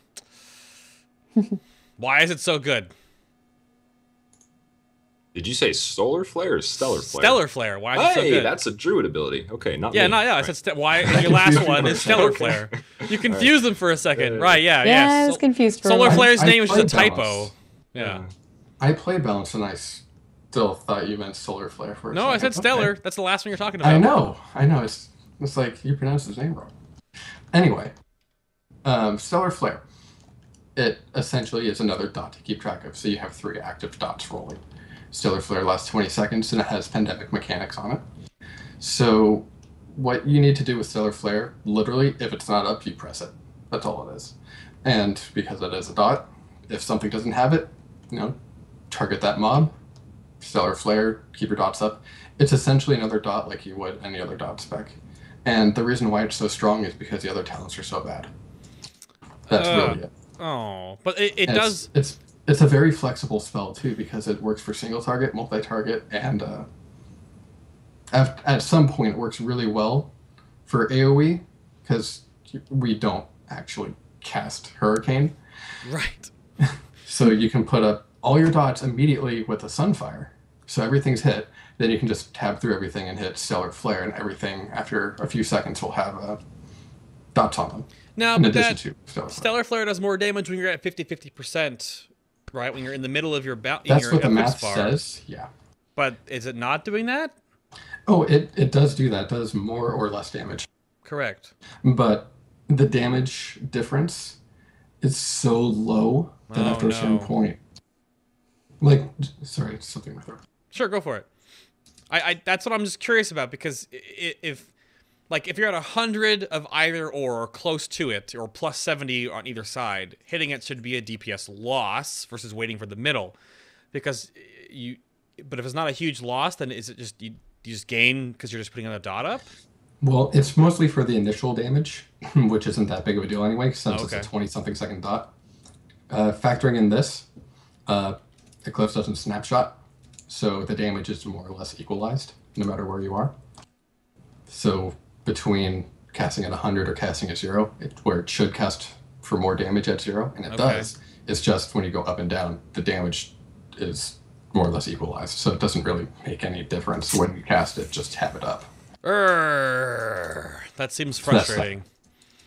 That seems like you should have a better play style for Solarflair, and you just can't abuse and cast it whenever you want, because that's literally in the text of the tooltip.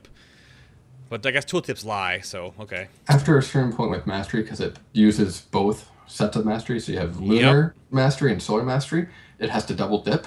So I think with Celestial Alignment, I have to check the numbers on this, but I think it's like something like 60% Mastery, you just spam Solarflair. Not good. Red flag. Unless they changed, no wait, that's no longer the case because they did nerf it by a lot. But that used to be the case, and that's sort of the fallout from it. When you have double dipping and mastery like that, and when you have to differentiate from two different values like that, it's a little dangerous. Interesting. Okay. All right, Anna, take us to a Hunter talents. Yeah, let's move along to the Hunter level 100 talents. We've only got a couple minutes left here, but we definitely want to hear from you about what you think about the talents that you've got. So exotic munitions versus focusing shot versus adaptation / lone wolf. Yes. And now we've had several questions in chat about lone wolf, specifically from 12E. So let us know how you feel about these talents and communicate to the class what you think. Yes, I'll start with the left side first. I'll start with exotic munitions. So right now, exotic munitions is a little lackluster. Honestly, survival is the one that is going to be seeing the most benefit from this elemental damage-based talent. Casual gamers, if it doesn't pull out to be ahead after any numbers pass, which so far they haven't touched exotic munitions, may enjoy the playstyle of being able to switch your type of auto shot to fire incendiary to be able to do AoE damage. We're losing your microphone there, Solar. We're losing you. Closer.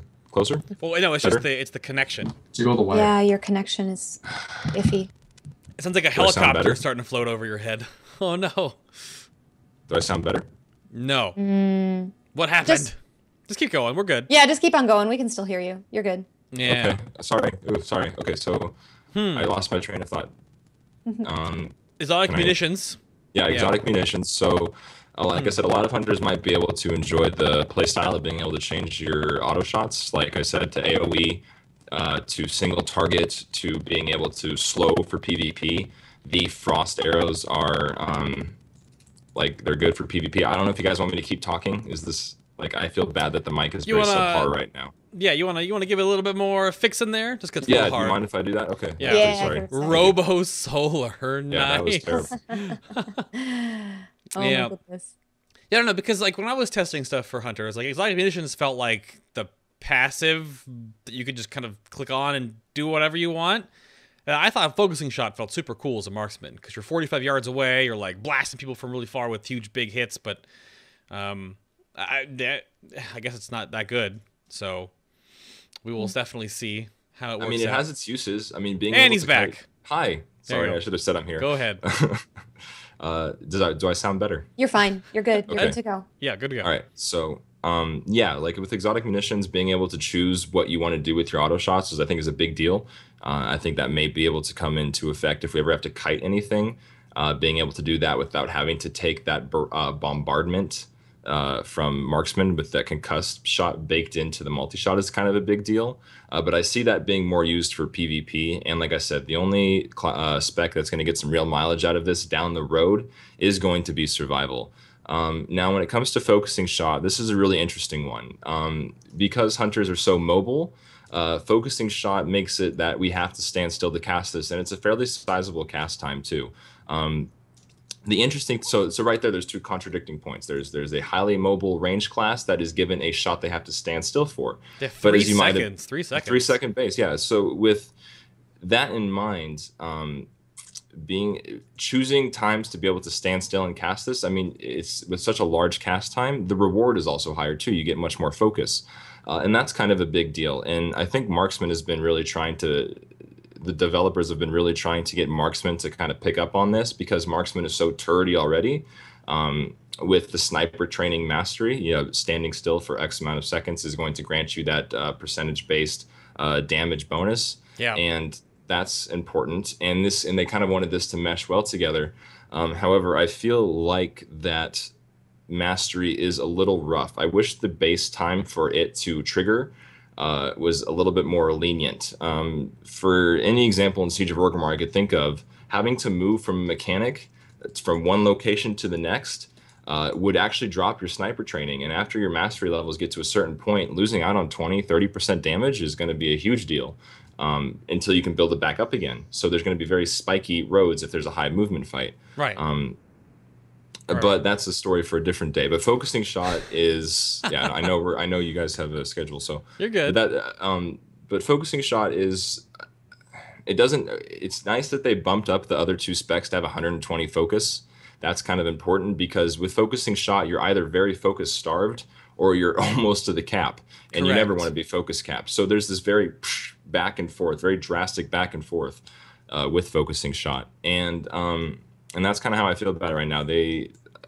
Like I said, I'm not going to make any executive decisions here because the beta is still ongoing, and I don't know how it's going to turn out as a final result. But as it stands right now, I think Marksman's probably going to see focusing shot. That's where the devs wanted it to end up, with kind of the Marksman feel because of that stationary design. Marksman is a very turrety spec now. Now, when it comes to Adaption and Lone Wolf, Adaption is, as some of you may know, BM Hunters in their current state have their pet do upwards of 55% of their damage, sometimes into the 60th percentile. Oh no, no, we totally lost him. Robot Man again. It's so weird. It's that connection. Lost him. You're still there though. Oh no, it's just Robo. It sounds. I'm so sorry. I really am. And you're back. Maybe if I just hold the plug on my mic as hard as I can. Yeah, I think that should be good. Yeah, that's what it seems like a plug problem. Yeah. Yeah, weird. Okay. Good to go. That mic. Yeah, sorry. All right. So. Yeah, right. What I was getting at was with Adaption adding in all chat. Okay, sorry guys. So with Adaption, right now as it stands, BM Hunters have their pet do a tremendous majority of their DPS. In conjunction with Blink Strikes in the Haste build, our pet's auto attacks, their basic attacks, and kill command are just tremendous amounts of our damage. And having our pet. Oh my god. No, what do you do? This is awesome. It sounds kind of, yeah, it sounds kind of cool though. The RNG gods don't want us to hear about hunter talents. I don't think they do. Yeah. Do you have a piece of paper you can just write on? No.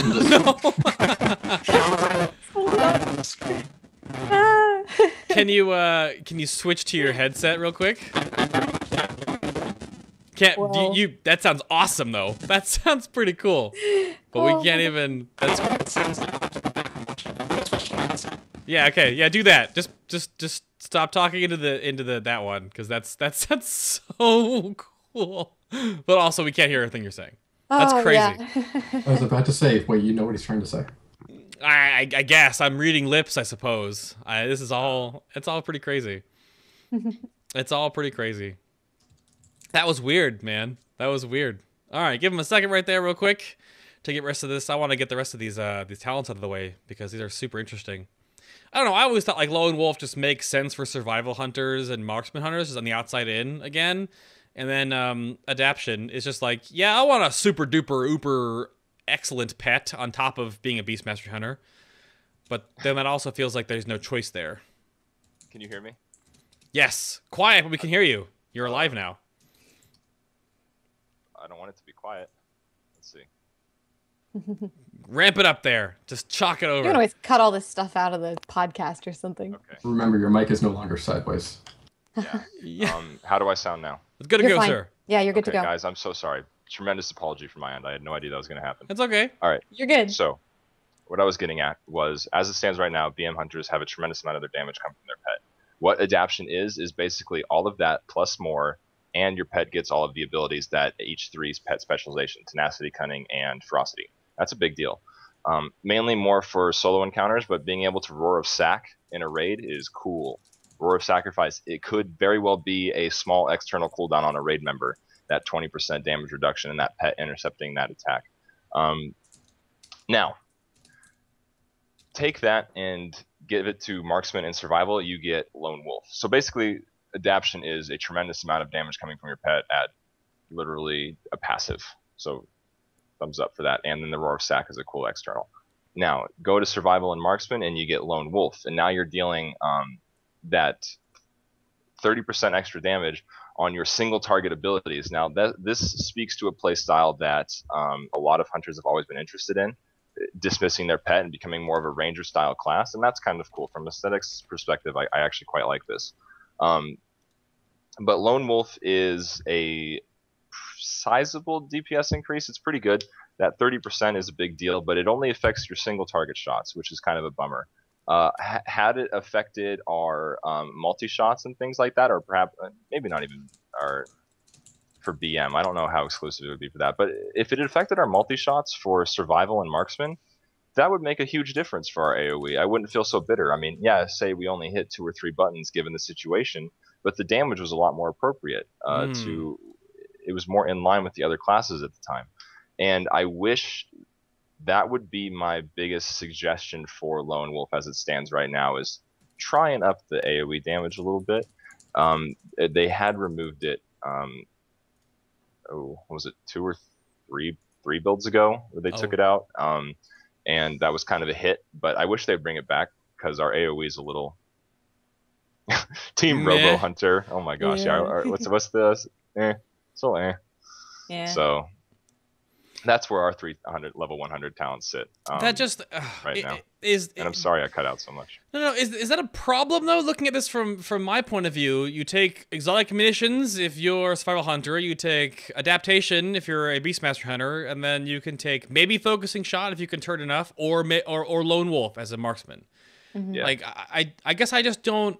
Or lone wolf for those like heavy single target fights. Yeah. You know, where you don't have to do any AoEing. Right, and like I said, these are all possibilities. I don't want to go on here and say this is right, this is what it's going to be, because of course, it's not. We're not there yet. Now, I did have a very cool idea for marksman AoE. What I wanted to do was every time when you multi-shot, every time you make a crit under the bombardment buff, you gain a stack of something called heavy bombardment. And at 10 stacks, or I'm not the designer here, make the numbers up for me, but at a certain number of stacks, you get the ability to use volley. Bring back volley. Oh no, the volley. Yeah.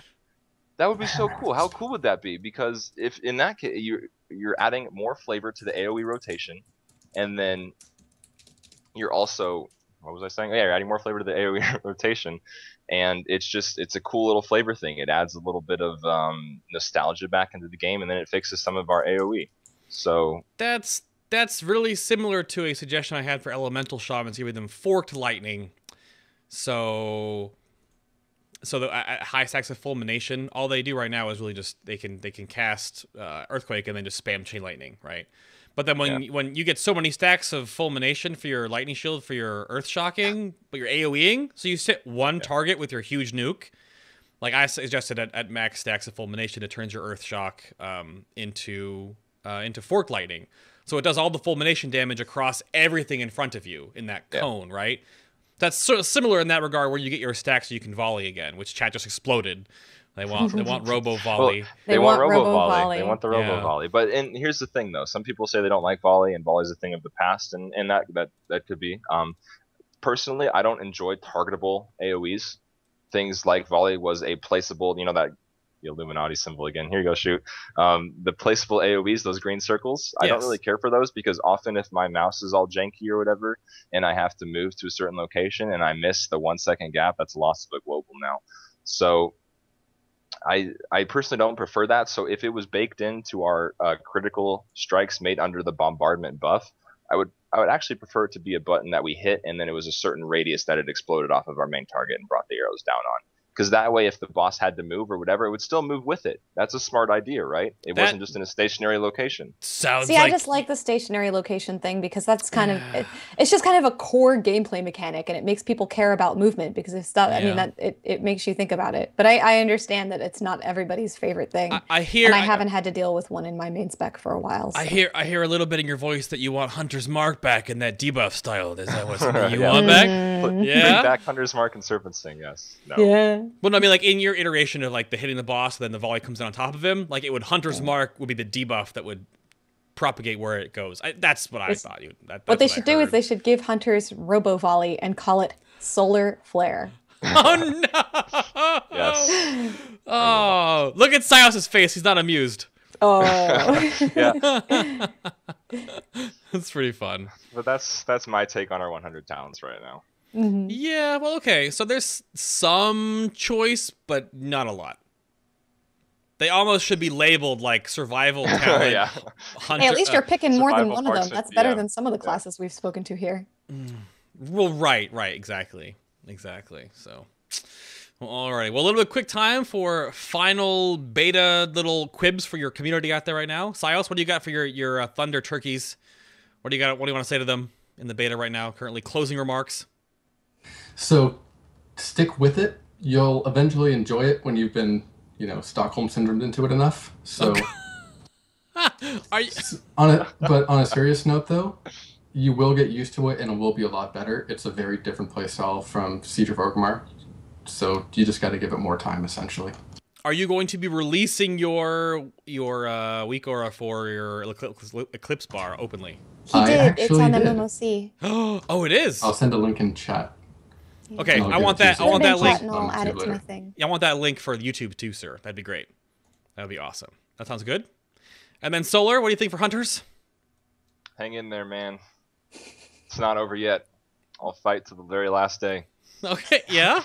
And also I know pick. Anna's laughing, But will you make a website with music built into the background? Oh my gosh, we were gonna have a website. What was it called? What was the one that the other class did? Archie The Hunters did.